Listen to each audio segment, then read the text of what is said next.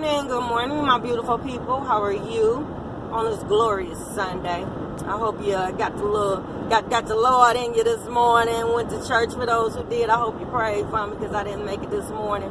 But I'm coming to you today on another tip as far as parenting, co-parenting, working together, raising your kids. Man, it's a struggle. It's a struggle, especially when you do not care or hate or don't like the person that you've had your children by, which is the case with a lot of the families that I deal with. They actually hate their mate, and I mean to tell you, they be having 3 and 4 kids by this person, and all of a sudden they hate their guts and don't like them and don't want to talk to them and don't want to deal with them. But surprise people, if you have a child by somebody, it means you ain't do it by yourself.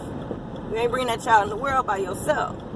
Technically, you got to work together to raise that child so that child is old enough to take care of themselves. Sorry about that, y'all. Until they can take care of themselves. So that means that you have to work together. That means you have to communicate. That means you have to listen to each other, even if it's something that you really don't want to hear. You know, it's hard to hear the truth about yourself. It's hard to do that. One tip I will give you: stop talking about the other parent in front of the child.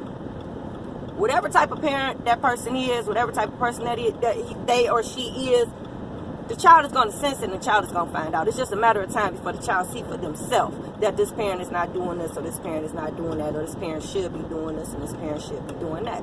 Proven fact.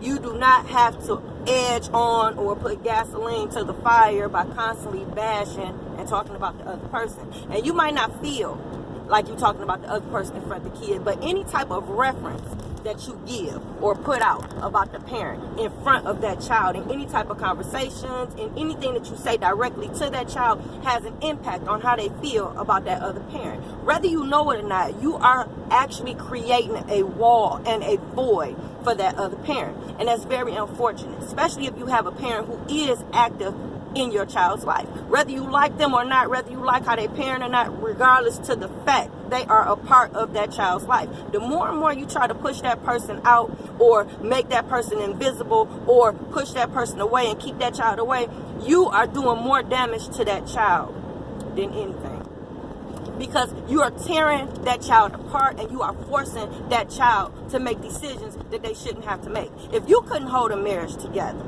and you had to get a divorce because you couldn't make it with that other person, why would you put that undue stress and pressure on a child to make those decisions? You're very selfish as a parent. If this is something that you do, I recommend that you stop doing it, because we are creating a whole generation of children that are suffering from schizophrenia, that are suffering from some type of mental illness, because they're torn. They're torn, their decision making is off, and they have a hard time grasping what's real and what's not.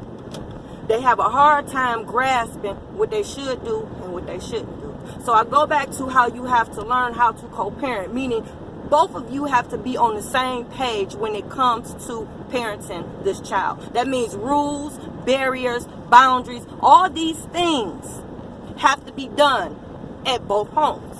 They have to be agreed upon at both homes. They have to be executed out